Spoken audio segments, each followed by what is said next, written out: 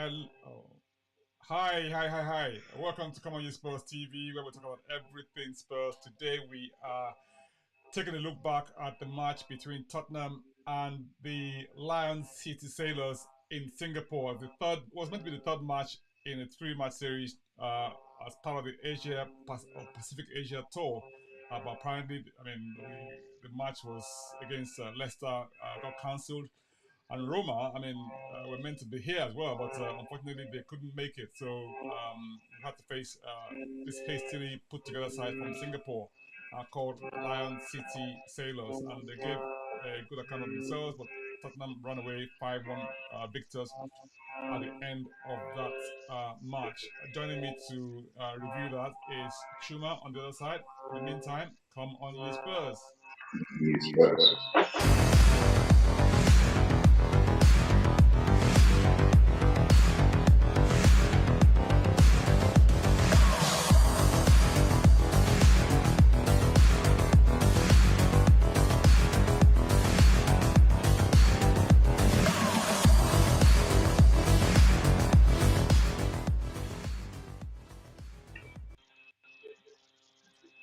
Welcome back to Come On You Spurs TV, where we talk about everything Spurs. Like I said, today we are reviewing the match between Lion City Sailors in Singapore, where we run away 5-1 winners. Um, well, I thought we'd meet Chuma. Chuma, sum that up in one sentence. 5 goals, 5-star performance from Tottenham against the Lion City Sailors of Singapore. A good way to sign off on the Asian tour. It wasn't the greatest tour because of games missed, but it wasn't the worst tour because we've gotten to see Tottenham playing in a new style and trying to really solidify their identity in this style as well. So it was really good. It was a good game to watch. It had everything inside of it, like entertainment, attacking, and once again, it's seen Spurs becoming more attacking and more of the side that puts their foot on your neck and just stays there.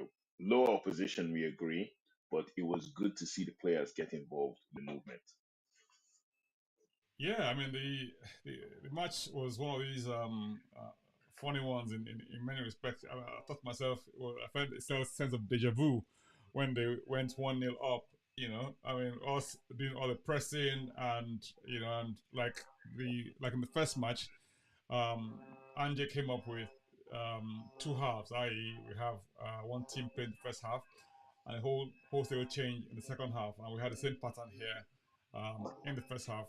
Again, the same pattern with the opponents going one goal up.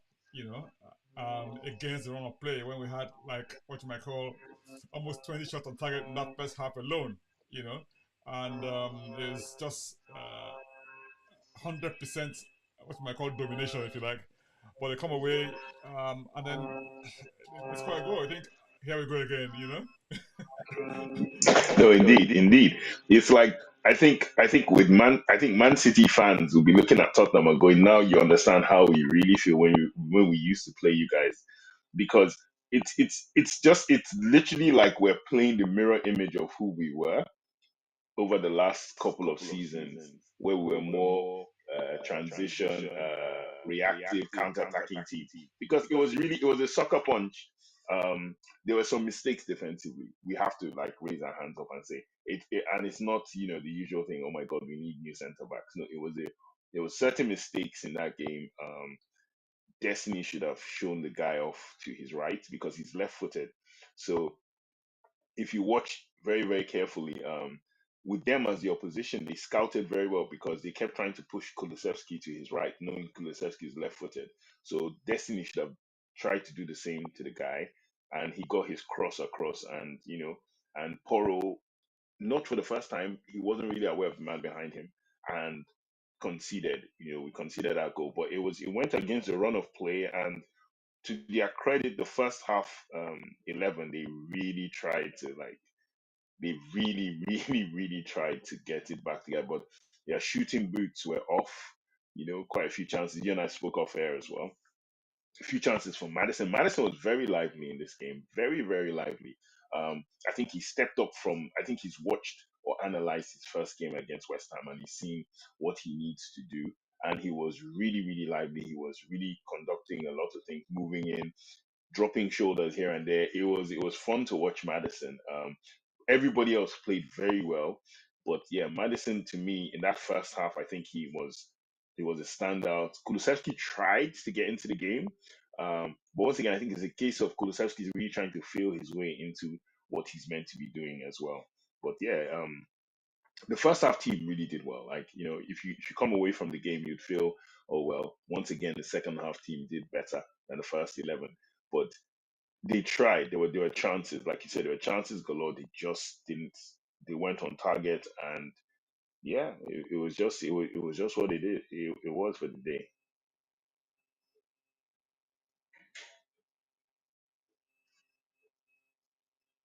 Yeah, sorry. There was a bit of a change in starting 11 this time round with Son coming on to play his first game of the season and replacing Mano Solomon in that first half, what you might call combo, if you like.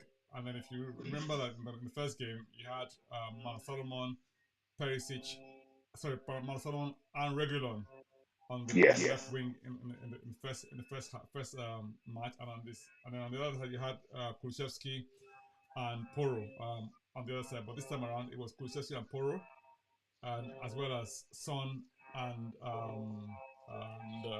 who was the right back? Son and Perisic. Udogi.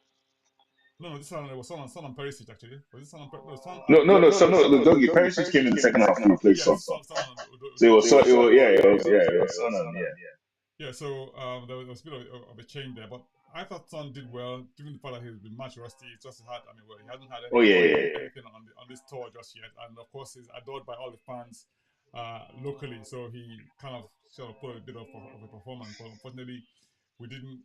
I mean, we got a goal off him. He was ruled off for offside. A rare-headed goal. But again, I guess it's one of these things that it wouldn't stick. But however, if you look at the setup from the start, let's look at the lineup for a minute. Now, if you recall that in the first match we had Vicario in goal. Like I said, we had Poro, Kulusevski, and who was it? We have Poro, Kulusevski, Vicario. In the first game, but Skip now goes to the second team in this one. So Skip started the first game, Yes. but this time you had Pape Matissa replacing Skip as the other eight. Absolutely. And I thought Pape Matissa actually gave an Excellent. amazing account of himself. I mean, for me, the highlight for me of Sa in that game was the pass he gave to Kulusevski to set him off, down the line. It was, one It of was, those it was, players it was, who were the same in the same forum said he nearly washed himself. yeah, no, no, it was like for me, I wrote on the group that I can't see Skip as an eight. I can't see Skip as that guy. I think Skip. I would love to have seen Skip play the six where the Suman. I prefer him to do that, but I don't know why Ange sees him as an eight. I don't know what. Maybe he's because he harries people and he presses. He wants one of them to be kind of defensive. But instantly, you look at Pape Matissa. He's just he's matches away from realizing who he is, and it's all about game time. That's why if Spurs were not going to play him this season, they might as well loan him to a side, and whatever side they loan him to, I think he will just blossom because he's there. He's just on that little precipice of trying to understand himself as like he's growing into his body, he's understanding the movement, and he had that wonderful shot as well that chip in. Kane headed back, he chested and just volleyed it, and it just grazed the top of the bar. That was a goal. That would have been such a wonderful goal to cap a very good game for him. Second game where he's been Papi Matissa has been on it as well. Another change was Ben Davis. Ben Davis played left centre back as opposed to Tanganga in the first game, and I, to me, like everyone goes, I'm a Ben Davis fan and everything else, and yeah, fair enough. But there was a difference seeing a left-footed player playing there, and that really, really Right. raises the question We of have why Tottenham. you have the team list up now. I think you can sort of Oh, there have a you look go. and see it. Yes. Exactly. There you go. So yeah, you got Pedro Porro, Romero, Davies, and Udogi as the back four per se, and Porro and Udogi inverted into midfield to support Bissouma. Bissouma did not really have much to do in this game. It was really funny. There were times where he would get the ball and he was all by himself. Like they were too busy man marking everybody else, thinking where are you going to pass the ball to. And Bissouma and Madison were just like breaking lines, just going through. With regards Son, I wrote something somewhere on Twitter today on someone's Twitter, and I said, look, it's been the guy goes like, oh, we should just sell him. He's on, and it's like it's been a long time since he's really played left wing, left forward without being that 10 thing that um, Conte played him, and then um, Mourinho played him as sort of like a second striker running in behind Harry Kane. He hasn't played that left wing guy in a while, and so it's for him it's getting back his feels for it. I thought he was good. I thought sometimes when he was isolated, he was waiting and he was thinking too much about what he should do. It wasn't flowing. But I remember the games when he played under when Pochettino was manager, where he would either play left or right wing, kind of, and then come into the half space to shoot. Brilliant player. So we know it's there. And then there was of course his little trademark. He tried to curl. He came to the right wing, got the ball, and tried to curl it with his left, which is like his usual postage stamp top bin thing. And unfortunately, it didn't really work out for him there. But uh, first game, very rusty. I can understand that. Harry Kane had one clear chance. I think like that was a Kane chance where the ball fell to him from the cutback, and he just took it. A snapshot. That was a goal. In any other world, that's a goal for him. But like you said it yourself, Ofer, that the thing that was so good to watch about Tottenham, regardless of who the opposition is, because we have to think back that last season and for the last couple of seasons, we've played some quote unquote lesser teams, but those lesser teams have had the ball and we've been looking like we always look like the away side. Today we look like the home side. We just completely stayed camped in their half. Like literally Romero and Davies were on the halfway line, like and in front of the halfway line, like they were just there. And in the second half, we're coming to the second half now. It was brilliant again. Go ahead. I said something. I mean, in the course of speaking to people offline as well, and which was this, right? It was as if we had a chokehold on the opposition, such that Mhm. anytime they broke to get the ball, you were onto them like almost as if you're going to it's like a stranglehold. They had no chance to even put one pass together. Not talk of two passes, one pass and it's gone. So and I think that system worked a great deal. Now some will say that okay, oh, it's a lower team of lower league opposition, Singapore Premier League, whatever, right?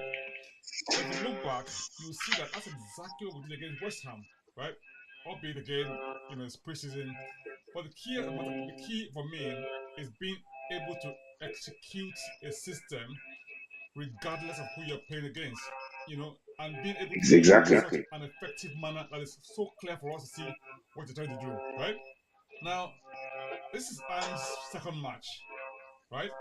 But it gives so much cause for optimism in the way that he set the team up to be on the front foot. We are like always on the front foot. And I saw some, so this I don't know if you watched the training, right? And Yeah. what they did in the training was what they executed today, which was Yeah. very very fast flowing football from the back. It was almost like within 4 or 5 passes, they're in the opponent's box. 4 or 5 passes, they're in the opponent's box. So And for you're me, always looking and you're always looking forward. forward, yes. Yeah, yeah. And the pressing you're talking about, there was a clip that came out as well where you saw it where they usually have what they back in the days call it piggy in the middle, where the guy is trying to one or two players are trying to press the people with the ball. So you're passing one, two, three, four. Now when the guy dispossesses, you just see Anne shout. press, and three of them just converge on the guy and collect the ball back. And it's like that's what we saw in this game was as soon as Lion City Sailors, as soon as they got the ball, three guys converged to say we're going to make it difficult for you to come out. That even if you go past us, you're going to make a pass that one of our teammates from the back will collect. And it was like I say, it was brilliant. But the second half, what I'm loving as well is I think there's like an inner competition between the players that look, first half, if you don't do, we the second half guys will come out and will be more aggressive than you. And you're watching it and you're seeing it like, the first half, brilliant. They played well.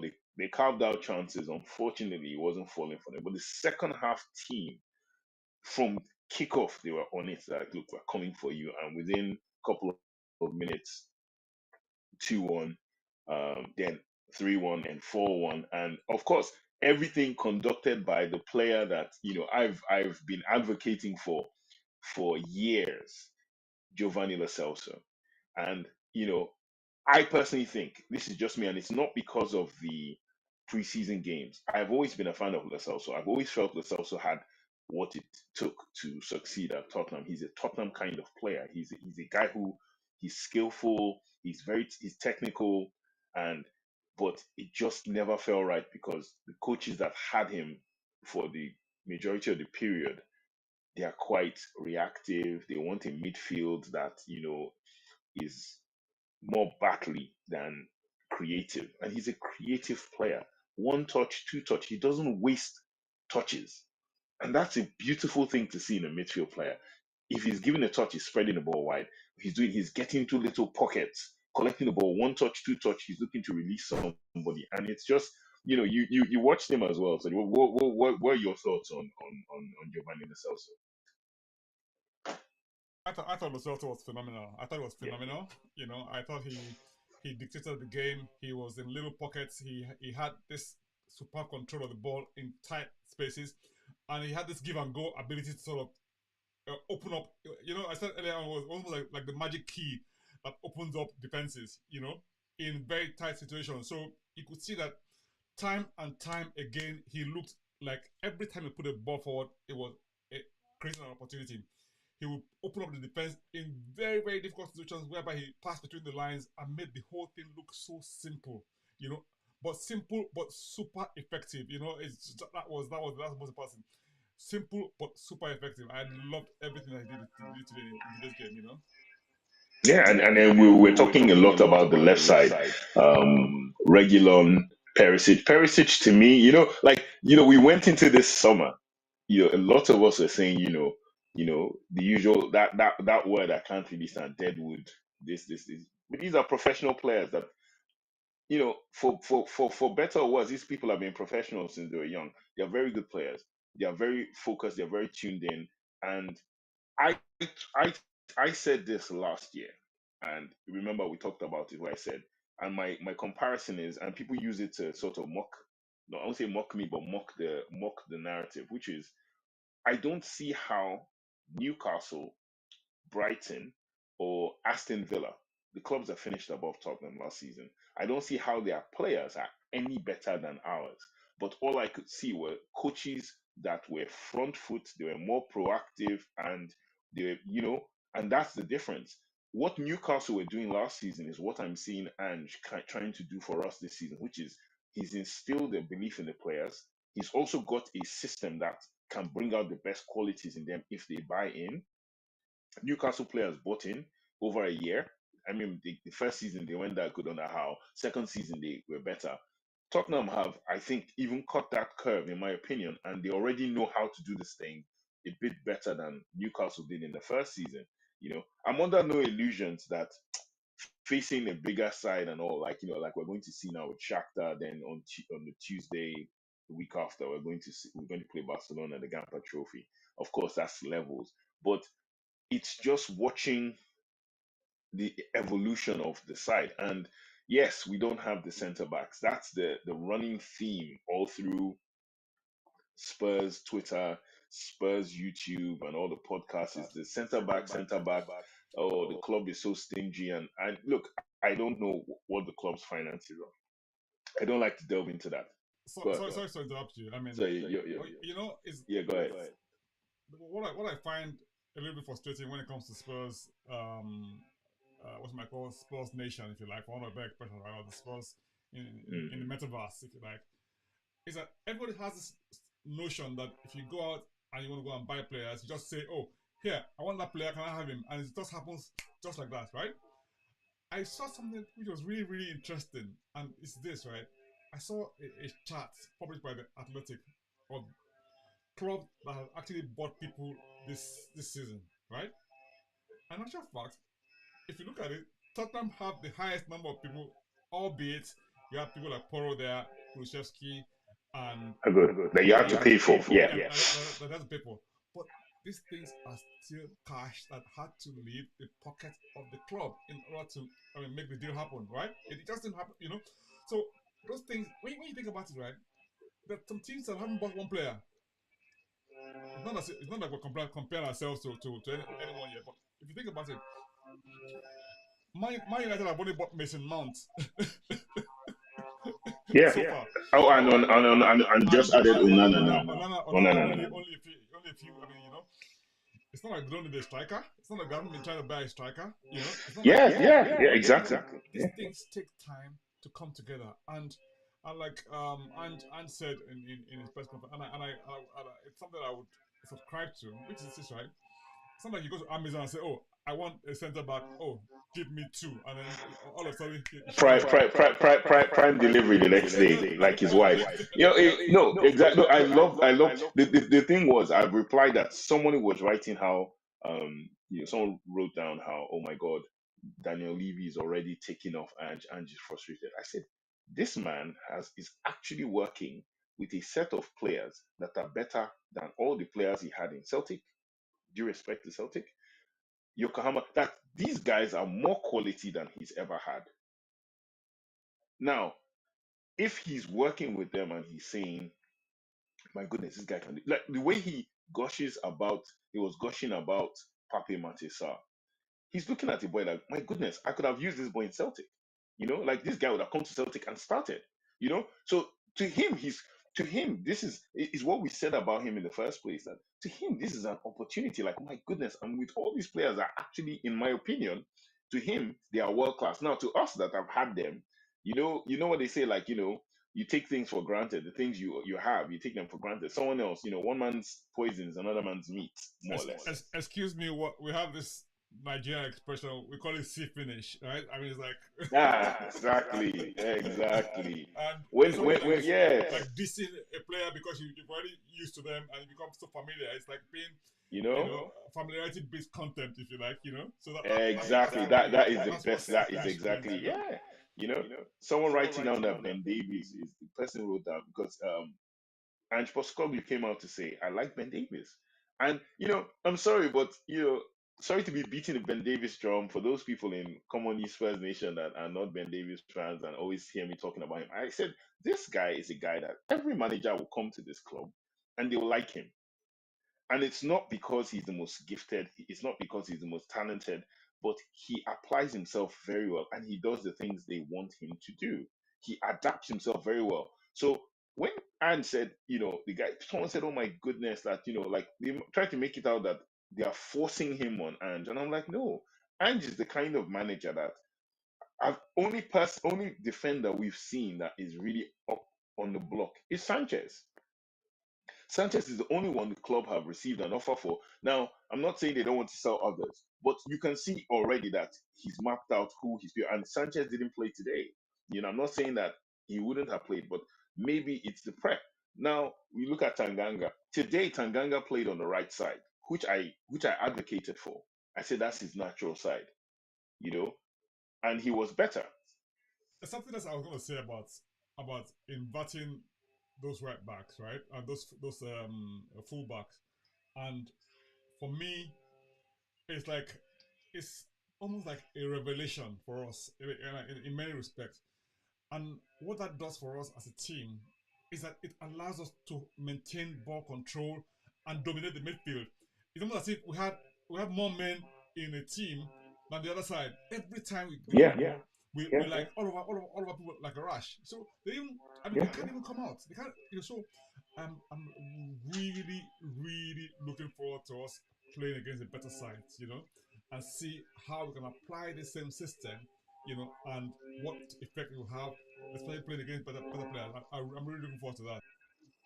No, you know what's really interesting as well is, you know, I think for me, I'm a glass half full person with Tottenham now. It's I think it's better to have played two soft opposition, very soft now.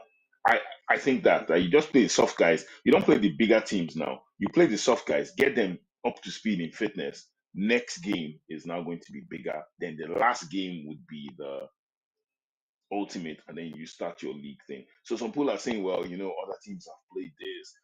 Chelsea have played these guys. These ones have played this. And I said, yeah, that's good for them. But with us, it's a whole different package. And then can we just give a little round of applause to Mano Solomon, who for me, that young man is he's like one of those slow burners, one of those people that if you watch movies, they're the character actors that you don't really see, but they complement every scene they're in. He skinned his man several times, got his ball across, had that wonderful first time volley that hit the post, and cut the ball across for Lo Celso's goal, albeit via deflection. But it was the cutback, which is what we've been watching them do in training. Get to the byline, cut it back, and it's cut back goal. And if you watch Man City, you watch Arsenal, you watch Brighton, this is the essence of this. We'll call it the football meta. The most effective ways to score is to get to the end and cross the ball backwards, and someone just walks it in. But you have created so much superiority in your opponent, even when you're trying to clear those things. That's why the deflections happen. That's why the Richarlison header. They are so confused because there are so many Spurs players. Spurs could at any Regulon was in their box. Like this is supposed to be the left back. He was in their box several times. So it was good. Mano Solomon was very good, and then we can shout out Richarlison because whether it's a poor opposition, great opposition, strikers have to do what strikers have to do. And Richarlison scored a hat trick today. It could have been more. Once again, it could have been more if he had not gotten offside, been flagged offside, and a couple of movements that he made that if he had just timed it properly. But Richarlison did what he did. I thought he was a terror to their back four. He pressed, he ran, he just made himself such a nuisance, which I think is part of Ange Ball with regard to the forwards, and I'm not, in any way trying to reduce Harry Kane, but that's the difference between Kane and Richarlison. And Kane is a finisher, but Richarlison is a pest. He's a pest of a guy. The centre back was getting annoyed. There's a point where they had a little shoving match because he was annoying the guy because he was on the guy the whole time. So, Okay, so we'll come back to Richarlison in a minute. I mean, it's taken us this long in the program to even talk about him because for me, of course, 5-star man of the match and all that sort of thing, in my opinion, because of course, the goals that he scored, and the fact that it boosted his confidence can go into the season, and the fact that he hasn't scored goals. I mean, probably about 5 or 6 offside goals already in this preseason, and end up scoring a hat trick, which is really big kudos to him. However, I just wanted us to pause for a few seconds just to say to our viewers, we're expecting to have Chris from MetaFootballTV on us with us today, but unfortunately he's not been able to touch out because of the family situation. Just want to give a big shout out to him and his family at this time to say, look, we're with you, we're in our prayers. I wish you all the very best, Chris. All the very best. So yes, please. indeed. Yeah. Yeah. So, Mano Solomon. I think I'm happy in many ways that the way the team is playing, the way it's set up, is bound to give the manager huge selection problems. Because if you look at every position that we have now, potentially there's competition for every place. Potentially, right? Maybe the only person who may be what you might call competition proof may not be maybe Romero, in his position. You know, even Kane is not without without competition now. No, Having it's Richarlison play to the center, I mean, and where he's playing, come on, I mean, it's not totally unfollowable for him to be like, okay, why? let's rest you for a second, and and Richarlison can press. Richarlison can really is a thorn in the flesh, and he's shown that today. I mean, he scored what, three headers, was okay, one was ruled out, but I mean, look at the way he took that third goal. I mean, that is a real striker's finish. I love the combination he had with Emerson to score that goal from that inverted position. You know, I mean, Emerson is like, that very very deft touch that took him past the defender and blocked out the defender and just slotted his home so gracefully. I really really love that. He was fantastic, and like I said, like we all saw Emerson even under Antonio Conte's system. Once he came into midfield, he was at home. So this inverted fullback thing, for me, I think it suits Emerson down to a T. Like Pedro Porro is having to learn the position, and Pedro Porro offers something different. So the way I look at it, and I'm not comparing him before anyone says anything in the comments, but Pedro Porro is similar to Trent Alexander-Arnold in Liverpool in the sense that he's a fullback, and when he inverts, he's a better passer than Emerson. However, and he can put in better crosses. He had one cross that almost got turned over into the doggy's feet by the goalkeeper. He's a better crosser of the ball, but Emerson is more. He's a defender that can. He's more like someone you could play in midfield, defensive midfield, and he would do very well because he's physically, you know, imposing, and he collects the ball. So long as he doesn't have to think too much and do so much, Emerson just does what he needs to do: get the ball, give it, get the ball, give it, and move forward, get in the box. Because that's one of the things those inverted fullbacks do. Him and Regular got into the box quite a few times, or in and around the box, and I'm like, wow. At any given point, I think Tottenham had like 6 players, 7 players camped around that box, inside or outside, and it's like it's such a difference for Tottenham as well. It's such a difference for us because we're so used to, you know, play to Kane. Kane will probably be in the center circle. You're now waiting for players to sprint up and then join up, and we did in this case the ball just keeps coming back. As soon as it comes out, come back. Comes out, comes straight back in. And Perisic, I think, had his way with the right back. Perisic was on his game today, and he showed you Croatia Perisic, winger. Is really really something to behold. Today I thought, like we said, I mean, starting slowly and ramping it up as we go along. Ideally this match will have been against Roma today, right?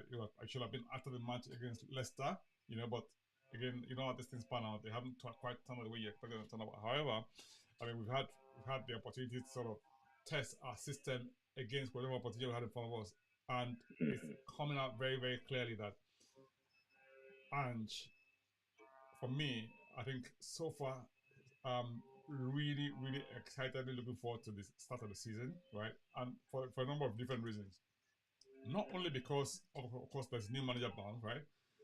But it's someone who everyone knows his philosophy, right? Everyone knows what he's about, front foot football. Everyone knows his system. But the system is such that it's unplayable kind of thing to the opposition so far, I was saying. So, I mean, I'm thinking to myself, I wonder how the West Ham of this world will, I mean, in a real match situation, the Barcelonas will play against this sort of team, the Man Uniteds with the cities of this world will match up against them. Of course, they have good players as well who would potentially want to obviously create situations against us where we have to defend or mitigate against. But if you have a situation whereby the opposition are constantly in your face, that give you no room to breathe, that you barely have hold of the ball. I mean, come on. I mean, I guess in a way, you probably look at it and think, no wonder he's probably not paying too much attention to the defense because he would always batter you anyway because batter you into submission because you just haven't got any answer to I mean to attack. You can't even attack them because they're constantly in your face. Yeah. You remember, like for the last couple of seasons, everyone said the same thing about Spurs. They said Spurs had a wonderful front three, which was Son. Kulusevski and Kane. These were the last years. That these guys are really good. That they win you games. The rest of your team is rubbish. But here we have a situation where there are 4 or 5 guys in the same match that you blink and don't pay attention, those guys become, and it's early days, it's early doors. I still think defensively he would still work, but it's that Johan Cruyff thing that we spoke about, like probably one of our first videos about Ange, which is basically if your opponent doesn't have the ball, they can't hurt you, and we want that ball. If we lose it, we want to get it back. And you're seeing like the roots being formed now. This is the foundation. I'm under no illusions or any kind of delusions that Tottenham will just go in and will just go on like a 10-game winning streak at start of the league or anything like that. I see. I am. Okay. well, like I said, you are Optimus Prime. But what I see is like a team that, even when they misplace passes and they try and win it back, you're not seeing blame. You're not seeing people pointing fingers. You're seeing guys going, look, get the next one. We'll get the next one. We'll do better next time. And it's like, and watching that is just, it fills you up with so much hope about it. And like you said, I don't really think this man is bothered about this whole center back thing. And we are, as fans, we are, because we're like, oh my goodness, we don't have good enough. If we had good enough, we'll win the league. No, we're not going to win the league with good enough. But what this man has is he just, we hear so many managers tell you, I'm going to play attacking football, but everything he has said to us so far, he's kept his word. He's kept his word that he's going to go more attacking. He's kept his word that he's going to keep going. They're going to be more vertical. They're going to be looking to play forward. They're going to be more attack. We're going to see a different brand of football. So far, 2 games, albeit poor opposition or less opposition than what we. No, I won't even say less. West Ham was still. It's a derby. It's a derby. West Ham took it serious. West Ham did play some young players. That's fair, and West Ham won the game. But he stayed true to his principles. And I just look forward to seeing what he can do and how he can continue to work these guys. And then I wrote down on our WhatsApp group, Nigerian Spurs WhatsApp group, that we still have Brian Hill to come. Like everyone thinks they're going to sell him. Once again, another player, I think, but he's working back in London, and they get back, and he's chomping at the bits because he's and Bentancur is getting fit. He's also chomping at the bits as well to get back in, because he's looking at this football and going, hey, I want a piece of this. I think any player in Tottenham at the moment is thinking, I want to be involved in this squad right now. I want to, feel. That's why it's so sad. Like, we didn't see Rodon play, we didn't see Spence, but I think in an interview, Ange said something about he would have given this game to players like that. If we had played the game against Leicester, he would have probably played those other guys. But now, because of that, he really just wants to get a core 22, I think, first, and then everybody else gets in. And Rodon and Spence will probably play as well. Because I would have looked forward to seeing Rodon, I think, play in central defense. I would look forward to, because I don't know. I don't think his story is finished. Like, a lot of fans think, yeah, we should sell him. But I think, Angie's clean slate. My goodness, like, Lo Celso is not playing against Champions League opposition, but my goodness, he knows what Ange wants. He's doing what Ange likes, and Ange is coming out to praise him and say, you know, sell him, really? Like, the guy does what I like. He likes playing my football. You can see it in him. Like, everyone's saying that, oh, he wants to leave, his attitude. I can't see that personally. I don't know how to. I can't read his mind. But watching him on the pitch for Tottenham, I'm seeing Giovanni Lo Celso enjoying his football for the first time. We're seeing the hunger as well. I mean, the hunger and the drive and the sort of the keenness to do really well. I mean, talking of the players individually, let's just sort of have a look at them very quickly. I mean, just because there's so many really, really good individual performances, right? Let's start with Vicario. Okay, granted, okay, he didn't really have much to do other than pick the ball out of the net, because I think there's a bit of a slight mix up between him and Porro for that first goal. Poro, I yeah. wouldn't really blame him for that first goal, to be honest, because for me, There's nothing. I mean, I thought Poro didn't do too well to let that goal in that instance. So yeah, I mean, I guess he really didn't have much to do. So I mean, whatever he had to do, he did it as well as he could have in that first half. So, but okay, letting in the goal may have sort of solid his record for a better expression. But apart from that, it had nothing to do throughout the whole match, really. What do you reckon on that one? No, I agree. Yet another game where like it was silly defensive error. Not necessarily the goalkeeper. Could he have done better? I don't know. I don't think so. But watching him, he came out, claimed some crosses. He used his feet to pass the ball, and he passed it into areas like straight into midfield with Bissouma as well, which I like. I like seeing the keepers not even go to the centre backs that are pulling wide. I like to see them try and go central, and central tells me you're confident that I can get that ball to the guy. So he Vicario for me, he was just Vicario, and then second half goalkeeper. I can't remember his name. both of them had they were just on holiday in that game for me, and when they called upon, they just did what they needed to do. So keepers were safe, and everyone I think honestly like we could go through the whole list of players, but I honestly think everyone had like a 7 in this game, 7 out of 10. They did well. If you look at Poro, maybe had a bit of a defensive lapse. I mean, in that goal that was given away. But yeah, it didn't. Other than that, he did whatever else he had to do. Okay. I mean, Emerson Royal on the other side. I mean, in second half, for me, I thought he did really well.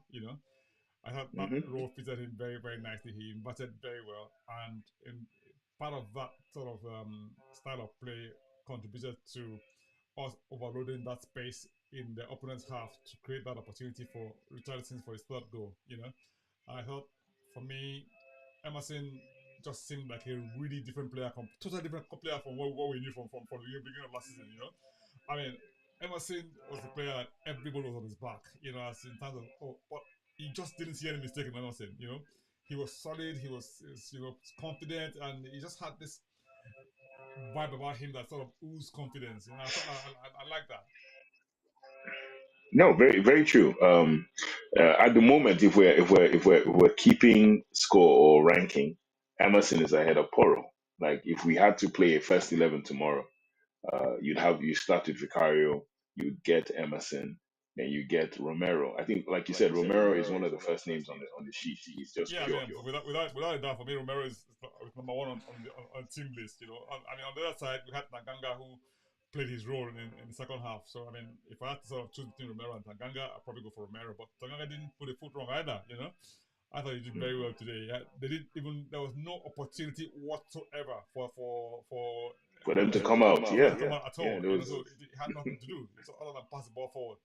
And I think I also like the way that the team kind of played when it comes to when they're on the ball. You didn't see long passes. You didn't see any sort of passes that went astray. I'm pretty sure that pass completion rate today, I haven't seen the stats yet, but it must have been something Hmm. phenomenal because almost nothing went wrong. It's very, very good play from the team. Now, on the left side of the back four, I mean, I thought Davis did really well. I thought he did really well today.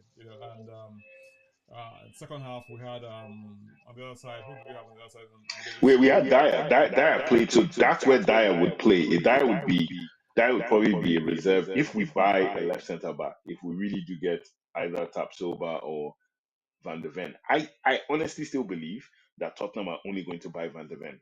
That's my belief. They will need a left-footed.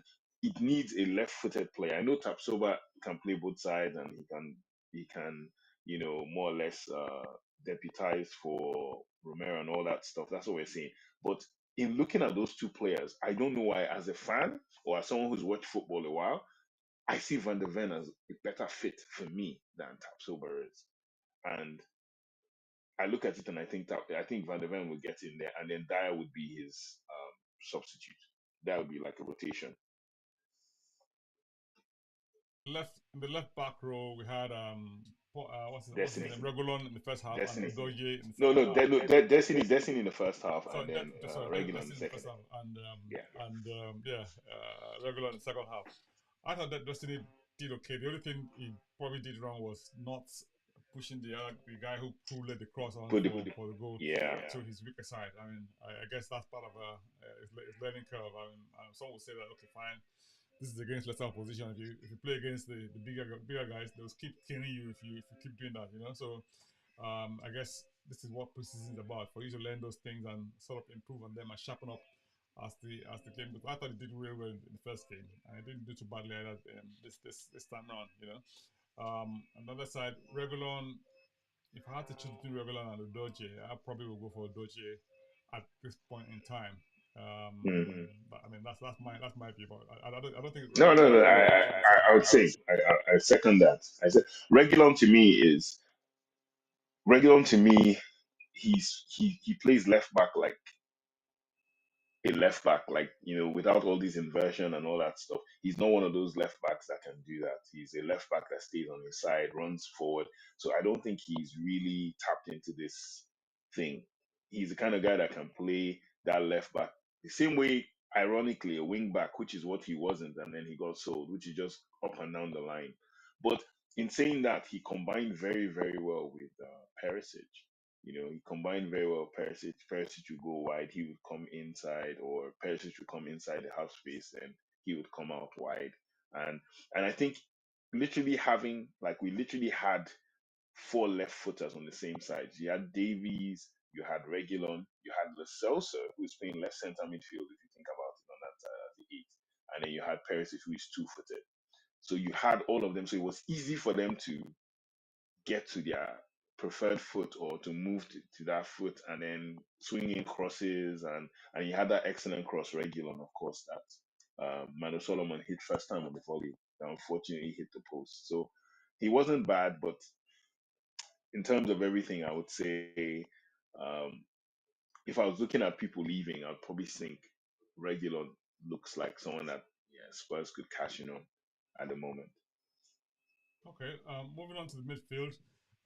If you look at the right side of midfield, we had Madison. Um, So no, so so Madison Madison played played left left center center midfield. midfield. So Okay, left so left center. So center. you So you had had defensive defensive midfield, midfield, left center left center midfield, and midfield, right and right center center midfield. midfield. Ah, yes, that's right. So Yeah. So we had so Hoiberg. Was Hoiberg the second half? no, so it So was it was Bissouma Bissouma first first game, left game, left center center midfield was midfield was Madison Madison first half, first half, and then and right then right center center midfield was midfield Papi Papi Matissa Matissa first half. yes. Right, let's look at those very quickly. I thought Matissa did very well. I mean, I thought he did Oh yeah, really, very well. really well. He did absolutely fantastic. I mean, for me, the highlight, like I said earlier on in this program, was the pass that he gave to Kulusevski to free him on the right hand side heading forward. It was silky. It kind of opened up the whole total defense, and those are the kind of passes that sort of galvanize the stadium in a match. You have everybody rise over their feet, thinking this is sure going to be a great opportunity, and sort of it puts the opposition under pressure, especially if you are playing at home. And I'm really looking forward to this season, honestly, because from the play I've seen so far, I'm very excited, very very excited, and optimistic. What do you think? So with the midfield, so I look at Bissouma. So I the difference between Bissouma as the six and Højbjerg as the six, and I'll wait for people to comment on that as well if they notice the difference. Bissouma carries the ball. He carries the ball into the opposition's half and then makes shorter passes, and then sometimes he switches play as well. But Højbjerg played it differently. Højbjerg is a passer, so he was more pass, pass, pass, pass, pass, and get you through passing in between the lines. And Højbjerg is really good at doing that. Madison linked up quite well in this game. Madison had those. I would say, like, for me, I felt those are two scoreable chances where the ball fell to him, he shifted to his right foot, and he tried to bend it in, and it failed twice. For me, an elite player, a very good player, he's looking to score that or looking to test the goalkeeper. I think he did. The keeper, he forced a save off the keeper with the third one, I think, and the keeper it went down for a corner, but he should have scored that. Papi Matissa was just this. So the way I look at it, like one player's job in of the three is to harass the opposition, get the ball, switch it quickly. So Matissa did that. So the right center midfield that was doing that. and then switch it. And the playmaking is by one of them. So one person is a playmaker, the other is like a box to box harassing guy. Then you have the pivot guy that just shifts the ball from side to side or moves the ball from side to side. And so Madison played that creative part first half, and he did very well. But just that Lo Celso just has this thing that is just, Lo Celso's, I think his game intelligence in playing in this system, I think is higher than Madison's. I think the word you're looking for was vision. Yeah, well, no, Madison has vision. Madison has vision, but I think Madison is No, learning how. I what think I he's meant by always been the vision there, one in sorry. control. Sorry. Yeah, No, what I meant by vision there was the ability to see the passes in intricate spaces, whereby you just sort of didn't necessarily have to shoot, but and then you kind of make it so easy for whoever has the ball to shoot and score. It's almost like he opened up the keys, the doors to the treasure. It's yeah, almost like, here, take it, and go and score. no, exactly. No, so that leads me to the thing. Yeah, I think there are two kinds of playmakers in the world. There are the playmakers that they need to have the ball and move with it and move and pass, right? And if we cast our mind back, you're looking at, let's say, you're looking at a Ronaldinho. Let's just say Ronaldinho needs the ball to dribble, drop his shoulder, and then make the pass, right? So that's what Madison does. Then you have the other set of playmakers that, from a standing stop, their job is just one touch in, one touch, Perlo. and they are very, exactly, the Pirlos, exactly, those guys. They look, the Pirlos, the Javis, they just look one touch. The Iniestas, one touch. I don't have to move. I just know if I touch it this way. What do they call this guy? There was a player for Real Madrid that I really love. I am a huge fan, and I thought he was so underrated in football. A player called Guti, Jose Maria Gutierrez. Guti was the king of the pass. Guti could outpass anybody, but because of the Barcelona players, he never really made it into the Spanish squad. But I look at Lo Celso. Lo Celso gives me that Guti vibe, where it's just giving the ball. He finds out he just knows how to spread the play to the right person at the right time. He's looking to pick the locks, whereas Madison is running into the door, then he'll pick the pass out, and that's the difference, between them. But Matissa and Skip, I don't see Skip as as an eight, but Ange does. So I trust Ange's, I trust his knowledge and everything, his wisdom in football. But for me, Matissa, that's a nailed on position. All he has to really do, I think, is work on himself. If he does, my goodness, his ceiling is so high. Winning that, coming behind that player for the penalty, that is what you expect your box to box to do. He's that guy who just, I, I would compare him to Paul Pogba when we liked what Pogba was doing. That was Pogba's whole thing. Pogba was the box to box while Pirlo and the rest were pulling the strings. So Take this opportunity to sort of take some of the comments coming in today. I mean, we have, thank you very much, Omone Casey. Come on, you Spurs. come on, you We have Spurs. TLR Flavor saying playing the ball forward would help. I know, yes. I mean, that's what Lo Celso does. He does a great deal. And it's almost like amazing sort of stuff that we've had so far. I mean, we have front foot football we're playing now. We hardly ever play the ball backward, only when it's almost like to really launch an attack or to when you're breaking down the opposition. And I love the way that we sort of almost like I said earlier on, stranglehold the opposition. Avoid transition or prevent transition from losing the ball. Anytime we lose the ball, it's almost as if we have like 8 people ready to take the ball back from the opponent, which was really, really good. Thank you so much, Amonika. Amonika says great analysis, impressive. Thank you. And TR Flavors Thank agree you. with you and says that Gucci was a great Guti was a player. great, exactly. He was, but underrated. Absolutely. Great, but underrated. People just didn't realize. Amonike says yes, he remembers that Gucci was a fine passer of the ball. I mean, listen, we here with Chuma. Chuma is like a walking encyclopedia of football. So, I just watched too many football matches in my life. But no, it's, you looked at our midfield, and then if we move to the wingers now. So we started with Heung-min Son playing left wing, and I thought he was out of sorts because I think he was match rustiness. Give Son a couple of games in that left side, and he will, and then the opposition were wise to him as well. They knew he would come into his right foot and try and whip a cross in. whip a shot in and all that. So they every time he got the ball, there was a defender in front of him, but there was another one on the shadow end trying to stop him coming into his right foot to just whip it in. You know, exactly. Can they do it against better defenders? That's the point. Exactly the point. Uh, flavor. That's the whole point. Can they do it against better defenders? That's what I think playing against Leicester and Roma would have been a sterner test for us. But I think once you've built up that whole mindset of being able to do it, it's just a question of now, like now you've gotten like it more automatic. That's the whole point. Is getting it to like it would have been different if we got into this stage and we couldn't see the Ange ball. Like, under Nuno, we were still playing very erratically in preseason, but we're winning games. I don't know if anyone can cast their mind back to those games. We weren't playing dominating football.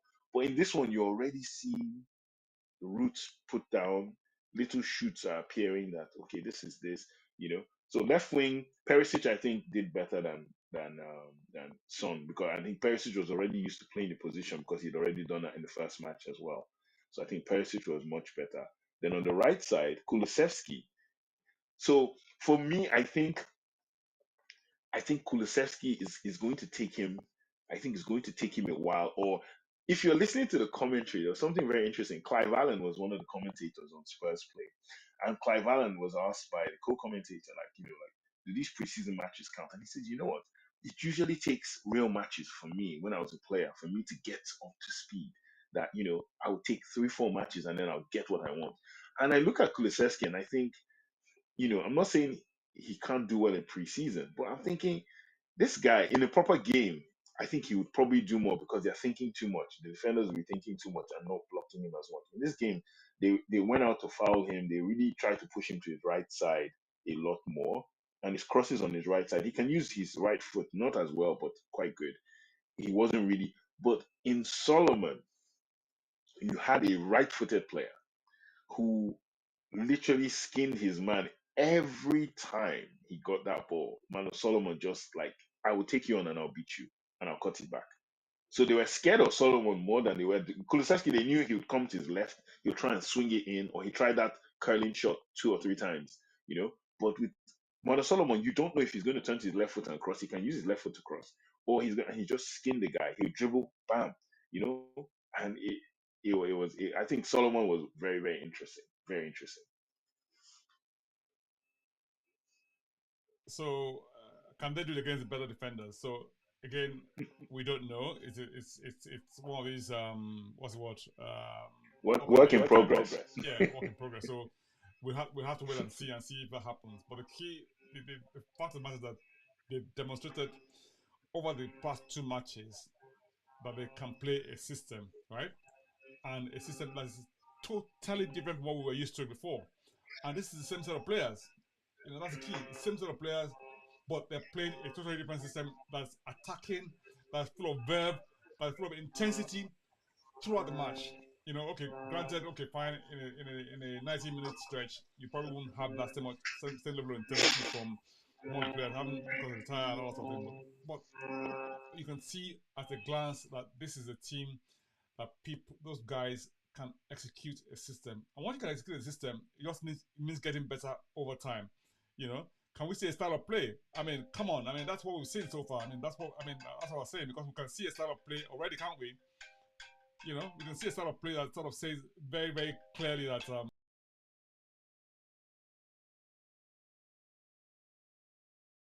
see its philosophy at play, can't you? Yeah, yeah, yeah, we definitely can. Can you hear me? Okay, yeah. So yeah, we can definitely see it. We can definitely see a style of play because you're watching it. This isn't what you've seen Spurs do in the last. Let's be honest, probably 4 years. I'll go back. Let's say 2019, before the Champions League final. This is what we were. We're a team that moved the ball very, very well, and pass and move, pass and move, pass and move. And people are swapping positions, moving around, being very fluid on the pitch. We never saw this in 4 years, at least consistently.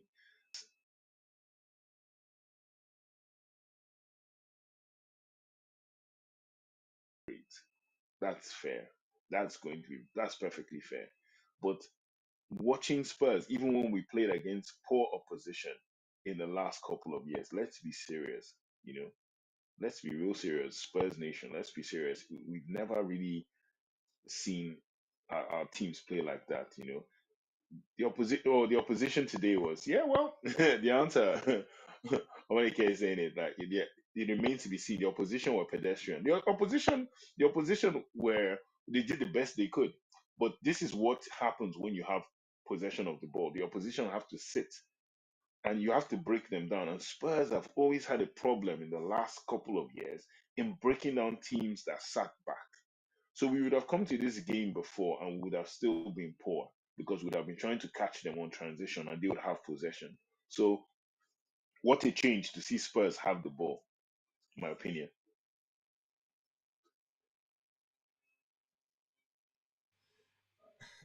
Like you said, it's the opposition may have looked pedestrian, but you can only play what's in front of you. You can only play what's in front of you. So, and whoever's in front of you is what you play. We had West Ham. Okay, you wouldn't say West Ham was pedestrian, but we still had 60-70% possession in that match. Granted, okay, we made a few defensive errors that led to their goals, but you could see it's one of those matches where, oh, you didn't win. Fair enough. I mean, and that's preseason for you. And I know that a lot of teams, when they're in preseason, obviously they try new things and have a new coach, his first match in charge, and all that sort of thing. So you have all of that in play. However, if we then look at what similar teams in where I mean, maybe not necessarily similar teams, other teams are doing, right, in this preseason. I mean, Man U played Arsenal at in America, and they won 2-0. But every Arsenal fan I've spoken to said they didn't play well at all. Even though they lost. Now if on the contrary, on our own side, even though we lost, everyone kept saying how well we played. Now, I'm not saying that you should be happy to lose. I'm just saying that look, if you have, there's a difference between playing badly and losing, and playing well and losing. So I would rather play well and lose, right? Or rather, maybe I'd rather play badly and win, to be honest.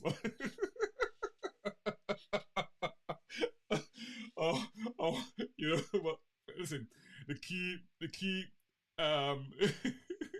is to always want to win. That's what I mean. People want to do.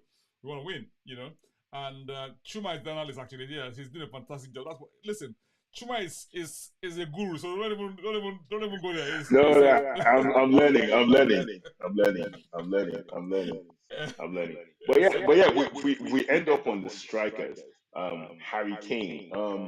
You know, I saw with Harry Kane. I think is a question of I wouldn't like to say that the transfer speculation is affecting him. I wouldn't like to say that. However, I look at him and I see a guy who I don't think he's I don't think he's I don't think he's really 1,000% comfortable with the ball being brought the ball being brought up to him. That's what I think. I think he wants to still be involved, drop deeper and do it. And that's this system. That's not his work anymore.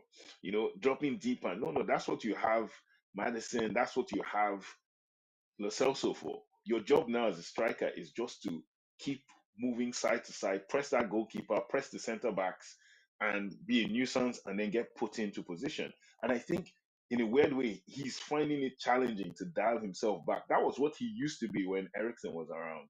I think he's finding it challenging. I'm not saying it's difficult. He's still a goal scorer. He still had that chance. But I think the reason he even missed the chance is I don't think he's so used to seeing those cutback chances anymore as well. But whereas you look at Richarlison, who he's played for teams where they've had to create for him, and especially the Brazilian national team, where he has these skillful players behind him, and all he's thinking about is running off that shoulder, creating a chance, setting himself up, positioning himself for a header. So for Richarlison, it's been more natural to do what he's doing. Harry Kane has changed from being that central striker, Haaland kind of guy, to becoming more a forward that is kind of creative. I'll put it in terms. He used to be Haaland. Now he's more like Dennis Bergkamp. But I'm not saying he's Dennis Bergkamp before people come for me online. I'm just saying Bergkamp was a deadly striker when he was at Ajax. I was a huge fan. Hi, Akin.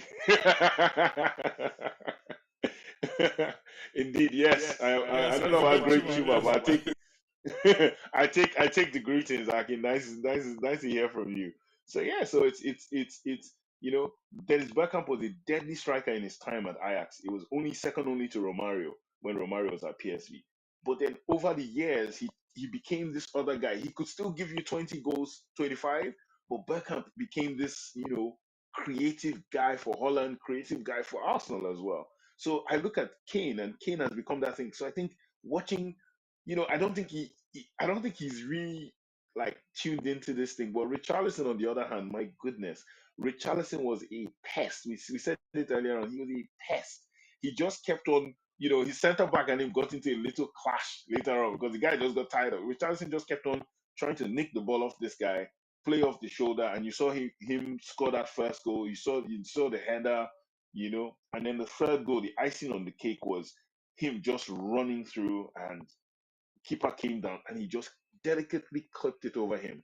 That, whether it's a non-league team, whether to be able to do that to a goalkeeper, as soon as goalkeeper goes down, makes himself kind of big, and you clip it at the last minute, that's a striker. I don't care what anyone says. Richarlison knows what he's doing, and if he clicks into gear this season, I think a lot of fans will see a return on investment on that 60 million this season. We're in for a good ride this season, you know? Indeed, We're in for a really, indeed. really good ride, and we're very much looking forward to that. Overall, we came away 5-1 winners over the Lion City Sailors in Singapore City. And yeah, I mean, I think it's one of these matches where okay, finally was. In actual fact, we won the Tiger Cup. So, Oh, don't do that. Please don't do that. We're barely recovered from the Audi Cup. We barely recovered from the Audi. Ironically, wasn't it this stadium where we played Juventus and then we won that Audi Cup? This is a irony of ironies. yeah, yeah. Thank you so much. I want to thank you so much. I mean, it says you're as good as your write up. It's a big fan, right? Thank you very much. Thank you very much, Thank you. Aki. Yeah, we need to go to the channel. So how do you go to the channel? Subscribe, share with your family, your relatives, people who you know who support Spurs, who want to hear good stuff about football. And on this channel, I think we like to think of ourselves as positive, So yeah, well, everything Oh, Spurs. So yeah, so welcome to the positive Spurs channel, or common use Spurs Optimus Prime. I know, right? That's what we are. Yeah, so yes, very much looking forward to you guys subscribing. So please go to to subscription button, click on there, share with your. It's free. There's no charge to subscribe. And also share with your family, friends, and those who think who would love to hear about Spurs as well. And of course, you can always leave your comments and yeah, keep liking our channel. That's what keeps it growing. Thank you so much. We appreciate your support and your and being here all the time. We really appreciate it. The next match we're up against Shakhtar Donetsk. Back Shakhtar when Donetsk, and that's on, back in England. That's on Sunday the 6th. So that's the week after this, I think. The week after this weekend, the next weekend after this one. Absolutely. And we're back at Tottenham Hotspur Stadium hosting Shakhtar Donetsk. And that match, some of the proceeds are going towards the charity in Ukraine. Yeah, so hopefully we'll be able to sort of bring you some coverage on that as well. So thank you so much, guys. And yeah, I don't know if you have any final words for us, Chuma, before we. No, that's going to be it's the Mano Solomon derby because his old team playing his new team, and there might be discussions because the old team still want money from Tottenham. So let's see how that ends up. But my last words is like you're saying, it was a 5-star performance from Tottenham today. both in the first half and second half. Unfortunately, the first half they didn't score as many goals, didn't take as many chances as they should. But the second half they did what they needed to do. So I'll literally term this video 5-star Ange Ball, and that's it to end the tour. 5-star Ange Ball to end the tour in Asia. Your mic. You're muted. I'm so sorry. This mute thing buttons keep going on. Anyway, yes, thank you so much, Chuma. 5-star Yeah, Tottenham well, performance against the Lion City Sailors, sailors. and we're back in London on the 6th of August at Tottenham Hotspur Stadium. We look forward to seeing you, and we'll bring you a preview for the match as well as the post-match live stream like we always do. In the meantime, come on, you Come on, you Spurs! Spurs.